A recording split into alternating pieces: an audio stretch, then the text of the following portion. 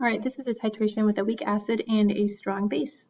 So you can see the titration numbers at the top, and the first thing we're going to calculate is the pH when none of the sodium hydroxide has been added yet. So because this is a weak acid, we can't just take the concentration of it and take the negative log because we don't know how much it's going to dissociate. So this is a typical weak acid problem where we're going to dissociate that acid. I'm just going to put HA for the acid so I don't have to keep writing all that. And we can go ahead and enter our amounts. We have the initial concentration of this one, about 0 here. We have a little bit from water, but close enough to 0. We're going to shift towards the zeros. And now we can set up our K expression.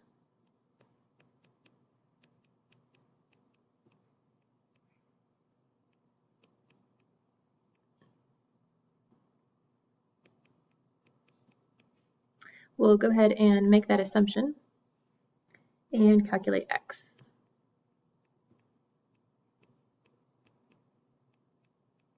And you should always check the assumption too, but the assumption is good for this one.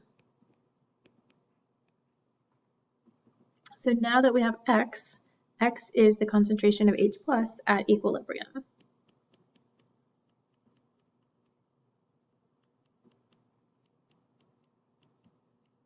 So we can take the negative log, and when you take the negative log of that value, you get 2.88.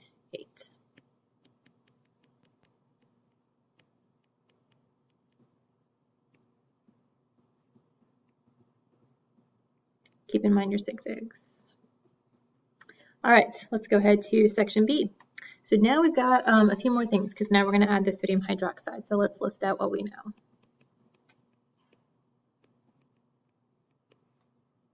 We have the weak acid. We have some hydroxide from the sodium hydroxide that's going to break apart completely, and we have some water. Whenever you list out your things, always look for H plus and OH minus, and those are the ones you're going to start with. So we need to go ahead and use up that hydroxide completely. When we look at our choices, it's not going to stick to sodium because that would be a strong base, and strong things break apart, but it can react with this weak acid.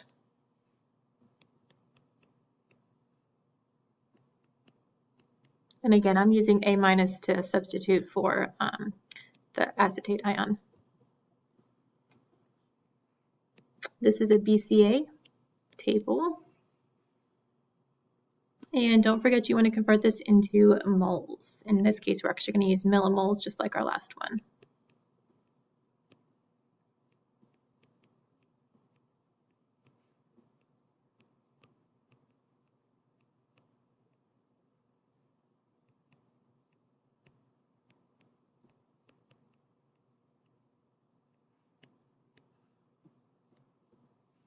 And we're going to react the hydroxide ion to completion. So we're going to get rid of that.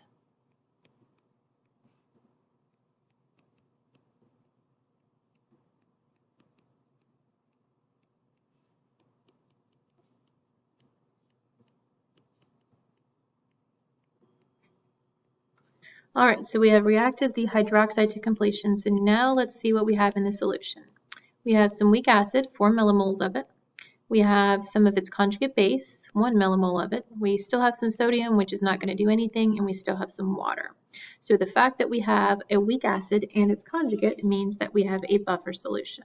You can either set up an ice table here and go ahead and do an ice problem, or you can use the Henderson-Hasselbalch. So let's use the Henderson-Hasselbalch equation because it's a little bit easier, I think.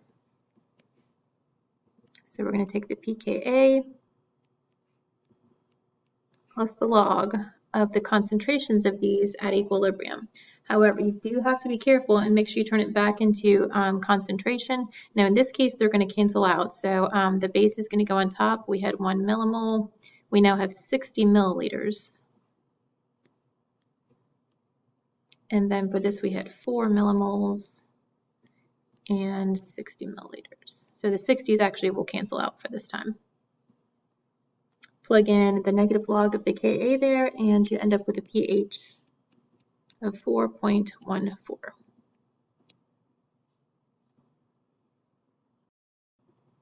All right, so now we're on the next section, section C. Let's go ahead and see how much of this base we're going to have.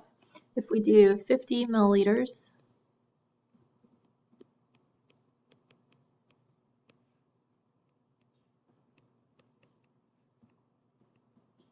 it gives us 5 millimoles of sodium hydroxide. And we already said in the last one that we had 5 millimoles of the acid.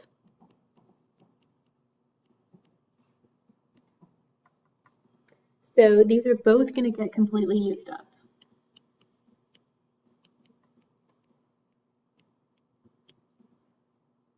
However, we do have some stuff left. So this is the equivalence point. But because it's not strong and strong, strong acid, strong base, we're going to have some stuff left over. So let's see what's left after those two react completely. We still have some sodium ions. They're not going to do anything. We have some of this acetate, and we have some water. And this is a weak base that will pull the H plus off of water. And so this is going to affect the pH. So the fact that we have something that will react, it's going to react with the water and change the pH, means that we're not finished with this problem yet. So let's go ahead and write that out. If we have this acetate ion, we're going to mix it with water. And it's going to form this weak acid, which weak acids can form. And we'll be left with some hydroxide. So let's go ahead and see how much this is going to happen. I'm going to put these back into concentration because we're going to have to use concentration for the K equation, and I always forget to divide by the volume, so I'm going to go ahead and do that now.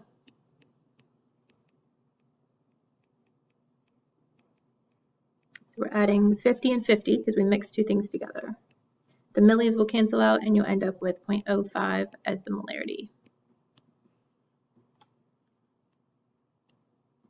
And shift towards the zeros, so add an X, take away an X.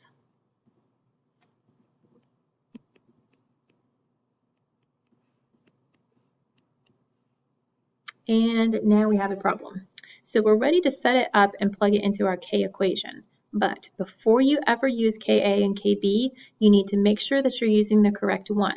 Ka means that you have to have H plus in the reaction, and Kb means you have to have hydroxide in the reaction.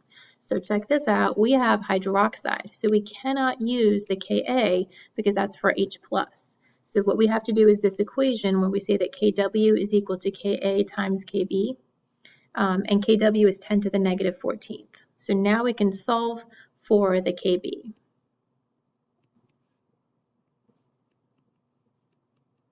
So Kb is equal to Kw over the Ka, which was 1.8 times 10 to the negative 5th.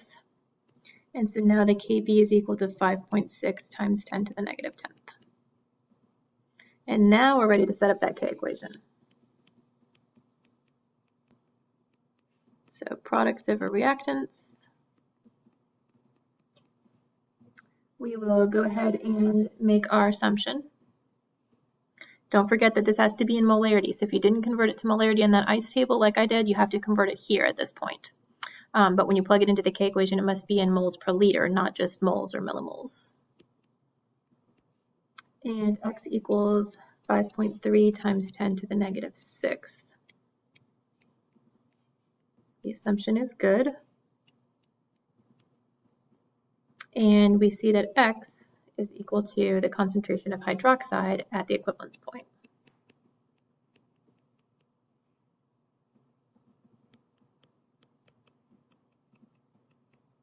So we can take the negative log to get the POH, and then subtract it from 14 to get the pH.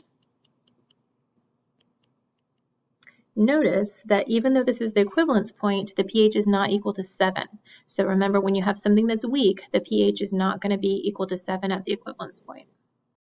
And this is our last step. So now we're going to go beyond the equivalence point. So let's see how much of the hydroxide we have added. We did 60 milliliters times 0.1 molarity is going to give us 6 millimoles. We already said that we had 5 millimoles of this from before. So now you see that we're going to end up using up all the acid and end up with some extra of the base.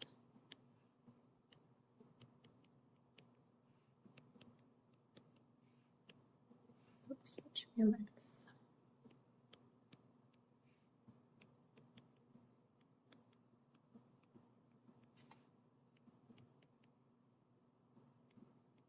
And now let's reevaluate and see what we have.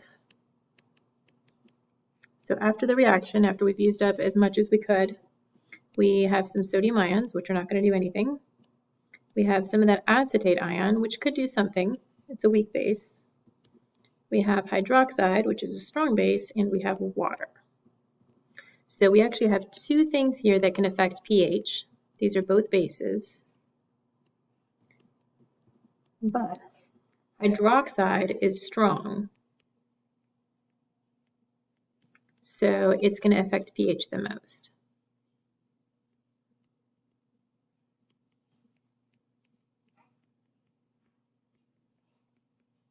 And so even though the acetate ion might contribute a little bit to the pH, the hydroxide is going to dominate. It's going to be the one that's more significant, and so we're going to focus on that one. So now we have the concentration of hydroxide. We said it was 1 millimole. And we're going to, don't forget to add your two volumes together to get the concentration.